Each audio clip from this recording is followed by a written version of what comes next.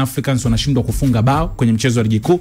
Mara ya mwisho ilikuwa ni Februari 10 kwenye mchezo dhidi ya JKT Tanzania ambao walitoka 0-0 ambao ulikuwa ni mchezo wa ugenini pia. Ulichezwa kwenye uwanja wa Meja Jenerali Samuyo, na miezi 8 sasa imepita tangu mara ya mwisho Young Africans kushindwa kufunga goli kwenye mchezo wa ligi kuu. Lakini katika jiji la Mbeya rekodi imeendelea. Mara ya mwisho Yanga kupata ushindi kule Mbeya City akiwepo kwenye ligi kuu ilikuwa ni mwaka 2018. Kwa hiyo rekodi zimeibana Young Africans, lakini pia wakishindwa kufunga bao ndani ya kipindi hicho.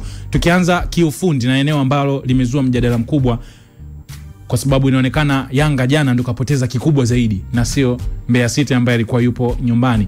Young Africans kwa quality ambayo anayo ni kama imekuwa muendelezo wa malalamiko kwa wanayanga kutoona kile ambacho wanaamini timu yao inapaswa kukionyesha. Kiufundi jana Yanga ilikuwaje wakaondoka na matokeo ya suluhu ambayo mashabiki wao hawajayapenda? Kwanza kabisa narudisha credit kwa kocha wa Mbeya City Malale Hamsini, kwa sababu alikuja na plan fulani ambayo iliwarahisishia wao kucheza na idadi ya wachezaji wachache wa Yanga kwenye eneo lao la kuzuia, nikimaanisha eneo la kushambulia la Young Africans. Kwa nini? Mbeya City jana alikuja na system kwamba yeye muda wa kupress ana press na watu 4, ambapo walikuwa ni Willy, alikuwa ni Mateo, alikuwa pia Omar Chibada some instances, ambao hawa walikuwa nabaki pamoja na Eliud Ambokile. Hawa walikuwa nabaki kwenye lile eneo la juu kuhakikisha kwamba Yanga anapoanza kutengeneza mashambulizi yake basi wao wapo karibu naye. Hii ilikuwa nawafanya Yanga ambao mara zote kwenye build up yao wamekuwa kifanya build up na watu watatu, kulazimika kupunguza watu kwenye eneo la juu, kuwashusha watu kadhaa kwenye eneo la chini kwa ajili tu ya kuanza kuunda mashambulizi. Yanga build up yao ya watu watatu mara nyingi imekuwa isaidha between wale center back wawili na fullback, ama center back wawili na namba 6. Kwa hiyo kilichokuwa kinatokea jana ni kwamba una wachezaji 4 ambao wana press hiyo build up yako. Kwa hiyo ili ufanikiwe kuchomoka kwenye build up ni lazima either ushushe mafullback wako waje waongezeke, uwe na mafullback wawili, ama umshushe kiungo wako namba 8 naye aje aombe mali kwenye eneo la chini. Kwa bahati mbaya kwa Yanga aliyokuwa anashuka zaidi kuomba mali eneo la chini alikuwa ni kiungo namba 8 ambaye alikuwa ni Duka Buya. Kwa Yanga kana jikuta kwamba kwenye eneo la kuanzisha mashambulizi wanashusha na wanaanza kuunda mashambulizi na almost watu 4 mpaka 5, meaning kuna watu wengine 5 ambao wako kwenye lile eneo la juu ambalo ni eneo la ushambuliaji. Kwa bahati mbaya sana ili timu i-connect, kwa sababu namba 8 ameshuka chini anacheza karibu na namba 6 kwenye kuunda mashambulizi, ni lazima kuna mchezaji atoke kwenye ile eneo la juu aje aombe mipira kwenye eneo la katikati. Na aliyokuwa anatoka kuomba mipira eneo la juu kuja kushuka chini alikuwa ni Mo Dombi, ambapo sasa changamoto ilikuwa inakuja Mo Dombi anaposhuka kuomba mipira kwenye eneo la katikati, pale anakutana na mtu mmoja wa Mbeya City ambaye alikuwa ni Adil Bua. Na ndio maana jana kwenye eneo namna mechi ilivyokuwa inachezwa, ulikuwa ukiangalia eneo la katikati mwa uwanja kuna muda unaweza kukutana na battle za 2 versus 2, 1 versus 1, kwa sababu timu namba ambazo zilidistribute. Mbeya City wakawa wanacheza na idadi ya wachezaji wengi kwenye eneo lao la nyuma, ambapo mara nyingi ilikuwa kule nyuma hawatoki. Wakiwepo nguvu sana unakuta ni watu 5, wakipungua sana unakuta ni watu 4, ambao ilikuwa inatengeneza mazingira 5 versus 4 ya washambuliaji wa Yanga 4 dhidi ya mabeki 5 wa Mbeya City, ama walikuwa wanatengeneza mazingira ya 4 versus 4, Mbeya City 4 Yanga 4. Lakini changamoto ilikuwa inakuja kwenye eneo moja kwamba kwenye yale mazingira ya 1 versus 1 tunategemea kabisa kwamba Yanga wapate faida ya ubora wa wachezaji wao, lakini kilichokuwa kinatokea Mbeya City walikuwa wanapata faida mbili. Kwanza walikuwa aggressive, kwamba mchezaji wa Yanga akipata mpira hakikisha unaenda kumpress kwa namna yoyote ile, nenda physically, yani usiende kupress tu kakabanjia, nenda kahakikisha kwamba unafika kwenye mwili. Hiyo iliwasaidia sana, kwa sababu Yanga walikuwa na changamoto nyingine ambayo ilikuwa ni pitch, kwamba ili mchezaji wa Yanga control mali lazima imtumie sekunde 1 ama 2, touch ya kwanza aweke mali chini, touch ya pili ndio aanze kufanya decision.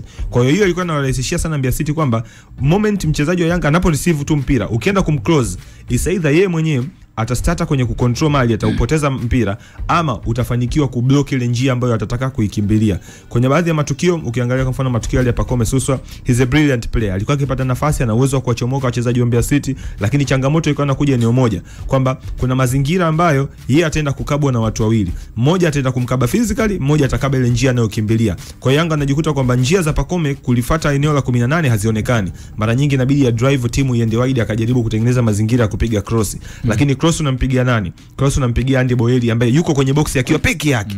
Peke yake Andy Boyeli anakabana na watu wawili kule nyuma. Hate ya Ame ilikuwa safi sana, kwamba zikipigwa cross Ame na Boyeli man to man, Ame ana win ile mipira. Kwa Yanga kana jikuta kwamba mazingira waliokutana nayo uwanjani, kwanza press ya Mbeya City, pili changamoto za uwanja ilikuwa inawatengenezea kutokuwa comfortable. Lakini kitu kingine ambacho kilikuwa kina destroy kabisa plani ya Yanga ni namna ambavyo walikuwa wanashambulia.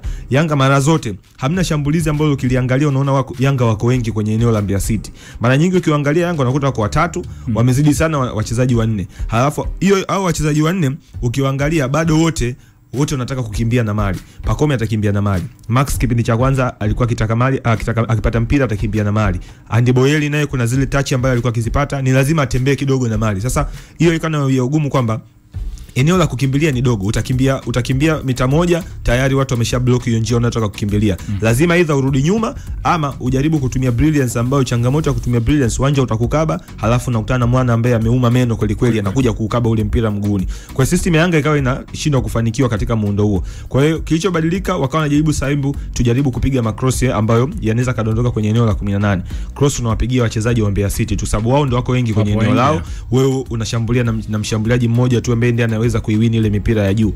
Baadaye anakuja kumuingiza Prince Mpumelelo Dube. Mbeya City akawa ameishaacha kabisa kupress, ameishusha timu yote eneo la nyuma. Mwisho wa siku kwenye mazingira kwa ambacho na kizungumza, unaweza kusema kwamba kuna eneo ambalo Yanga kujiandaa kwenda kucheza kwa mazingira, kwa uzoefu wa mazingira, kwa sababu kama leo hii, kwa sababu tunaamini kwamba katika mzunguko wa Young Africans msimu uliopita Young Africans alienda kule na alicheza mechi mbili kule. Si ndio? Alikuwa na Ken Gold, alikuwa na Prison. Si ndio? Uwanja ni mazingira ni yale yale. Sawa. Kucheza mechi za ugenini na kukutana na mazingira ya viwanja mabovu, au mpinzani anacheza akiwa yupo tough, mara nyingi wanakutana. Wiki iliyopita kwa tunazungumza mechi ya Simba na Mashujaa, Lake Tanganyika, mazingira namna ambavyo yanakuwa.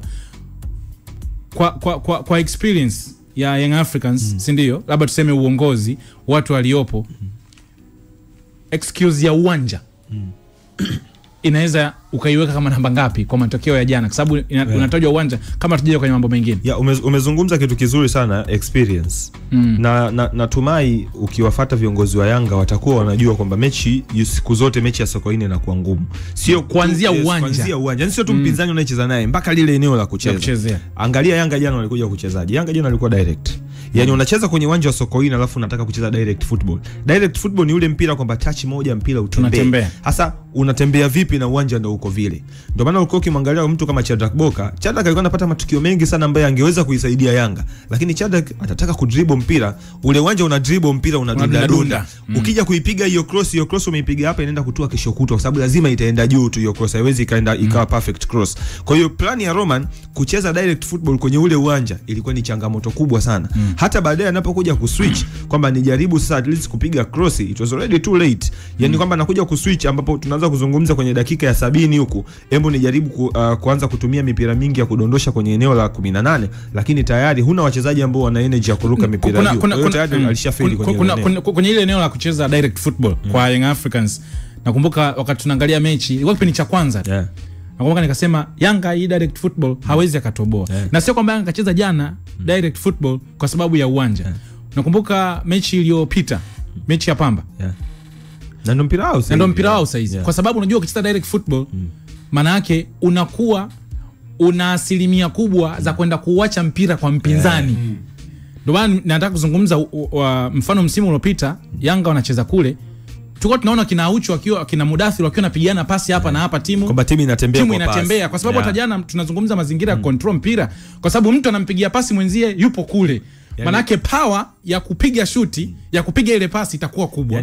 Unataka kuuzima itakuna nini? Kwa ambavyo mimi niliona jana, niliamini kwamba kwa sababu Mbeya City kwa amekaa nyuma, Young Africans alikuwa na uwezo wa kucheza mpira wa kupasiana, wangekuwa more compact, kwamba hata unapopiga pasi mnavyokuwa mnaenda hata kumfungua mpinzani, kwa sababu teams zinakuwa ina move kwa pamoja. Kwa sababu mechi ya Pamba nakumbuka Alikamo alisema zile pattern za uchezaji kuna time uone timu ikiconnect. Lakini kwa nini timu iconnect? Inapigwa hapa inawekwa kule. Yani, atakayepata mali anataka aanze kutembea. Umezungumza na kwenye kutembea sasa unajikuta kwamba unaenda huko peke yako, ukigeuka mchezaji mwenzio either upige pasi ndefu ndio imkuta, lakini pasi fupi huwezi kumkuta, kwa sababu kwa mfano direct football naocheza, angalia kiungo namba 8 wa Yanga na kwa wapi muda wote anakuwa yuko chini. Namba 10 wa Yanga ndio unakuta labda ndio ameanza kuja kuanzisha hiyo move ya direct, na yupo eneo la katikati. Mpira ukipeleka kwenye mapana ya uwanja, kwa mfano Ekua akipata mali labda kwenye flank ya kushoto, lazima apige cross, anajikuta kwamba eneo pekee ambayo anaweza akakimbilia ni kwenye mapana ya uwanja akapige cross. Akisema aje katikati kuna msitu wa watu, anakimbilia wapi? Atapoteza mpira pale katikati. Kwa hiyo hii changamoto ambayo tunaizungumza hapa kwangu mimi ni changamoto ya kiufundi ambaye bwana Romain Folz anatakiwa kuitibu, kwa sababu Yanga yani hiyo ndo sababu kuu Yanga anashambulia na idadi ndogo ya watu. Kwamba wataunda shambulizi eneo la nyuma, watadrop wote kuja kuomba pasi eneo la nyuma. Lakini ukishafika kuna eneo ambalo hasa pasi itembee kwa haraka, mnajikuta juu mna watu watatu. Yanga siku zote tunafahamu mpinzani yote anayecheza na Yanga atawaheshimu, nyuma ataweka watu wengi. 5 versus 3 ukipita mshukuru Mungu. Kwa sababu kanda labda kwa sababu nimeona kuna hii hoja ya kucheza direct football. Of course kunitafuta matokeo unaweza kaitumia, inaweza kukulipa, lakini pia inategemea na watu. Lakini kitu ambacho nilikuwa nakiona ni kwamba hata kwa mashabiki wanaona Amerika, tutakuja kumsikia pia kocha akizungumzia swala la uwanja, tutamsikia Alikam. Nadhani ukitoa Yanga inashinda kwa timu kubwa, hata saizi Real Madrid kama unaona hapo kwenye mijadala, sio kama Madrid yashindi, lakini kuonyesha ule umiliki wa mchezo, kuwa na mamlaka ya mchezo, nadhani ndio kitu ambacho kina miss. Na kwenye kumiss kama jana ni kwa sababu Yanga akichukua mali anaondoka nayo, anaenda kuiacha kwa mpinzani, anarudi anachukua na Mbeya City akija kwenye pasi zake kadhaa akipoteza, Yanga akiuchukua anaenda tena kuuacha. Lakini mfano kama hii Yanga ambao wanasema tuioni Yanga yao, kwa nini Aucho alikuwa anaitwa Dokta? Kwa sababu alikuwa anaitwa Dokta wa mpira, kwa sababu namna ambavyo walikuwa wana control mchezo, kwamba we are in command, yani pasi unanipa kule wamerudi, tunarudi, tunapiga kwetu, tunawavuta, tunaenda, tunawafungua. Unaona timu ipo compact, unaona pattern, unaona timu ikimove kutoka phase moja kwenda phase nyingine. Ndio kitu ambacho nadhani kina miss kwa sasa. Urahisi wa Yanga iliyopita ni kwamba mali ikiwa kwenye eneo la katikati, ukigeuka bega la kulia utamkuta mchezaji, ukigeuka bega la kushoto utamkuta mchezaji, ukiangalia mbele yako utamkuta mchezaji. Kwa hiyo timu ilikuwa inacheza karibu kwa sababu walikuwa wanaondoka kwa kupasiana. Na ili mpasiane mwezi mkapasiana, mmoja yuko mita 3 kule, mwingine yuko mita 6 kule. Ni lazima mtengeneze gap at least la mita 1 mita 1.5, at least timu ndio itatembea. Lakini changamoto ya direct football ndio hiyo. Direct football kwa sababu muda wote nyie mnataka kuwakamata wapinzani wenu wakiwa hawajakaa kwenye shape sahihi ya kiulinzi. Kwa hiyo mtakuwa mnajikuta kwamba mnapoanza kuunda shambulizi mtaunda kwa pasi za haraka, lakini kuna ule muda mnatakiwa kupiga zile pasi ndefu. Hizo pasi ndefu mnapiga kwenye uwanja gani? Na watu wamerundikana nyuma. Yani nyuma una watu mpinzani wako ana watu 5 ambao hao 5 yawezekana hawapo kwenye shape ya ulinzi, lakini kuna mtu yuko hapa kwa ajili ya kazi moja tu, kwamba wewe kabla huja control mpira mimi nipo kwenye mguu wako, aidha nichukue mguu au nichukue mpira.